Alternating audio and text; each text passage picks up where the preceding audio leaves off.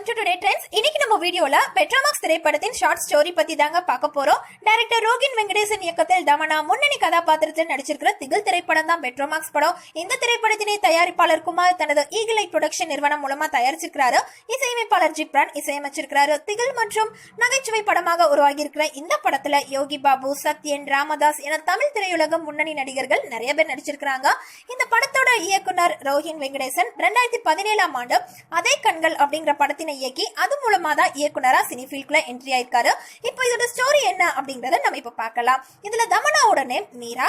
மீரா ஒரு வீட்டுல தன்னோட அப்பா மற்றும் தங்கச்சி கூட ரொம்ப ஹாப்பியா வாழ்ந்துட்டு இருக்காரு. அந்த டைம்ல அவங்களோட வீட்டுல டெய்லி சில மர்மமான விஷயங்கள் எல்லாம் நடந்துட்டு இருக்கு. இதை பார்த்து ஃபர்ஸ்ட் பயப்படுற தமனா அதுக்கப்புறமா அதை கண்டுபிடிக்கிறதுக்காண்டி ரொம்பவே போராடுறாரு. எதனால இந்த மாதிரி எல்லாம் நடக்குது அப்படிங்கிறதுக்காக அதை கண்டுபிடிக்கிறதுக்கும் ரொம்பவே போராடுறாரு.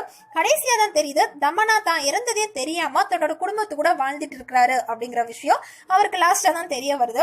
அதே சமயத்துல சிங்கப்பூர்ல வேலைக்கு சென்று அங்கேயே குடிபெயர்ந்த பிரேம் கேரளால ஏற்பட்ட வெள்ளத்தால அவங்களோட அம்மா அப்பா 2 பேரையுமே இழந்துடுறாங்க.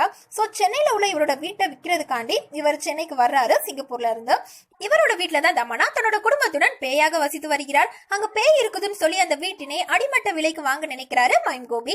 இவரோட சூழ்ச்சியில இருந்து பிரேம காப்பாற்றுறதுக்காக நடிகர் முனிஷ்காந்த் இவரோட நண்பர்களுடன் அந்த வீட்டுக்கு ஒரு 4 நாள் தங்கி பேய் இல்ல அப்படிங்கறத நாங்க நிரூபிக்க போறோம் அப்படின்னு சொல்லிட்டு ஒரு 4 நாள் அவங்க போய் ஸ்டே பண்றாரு.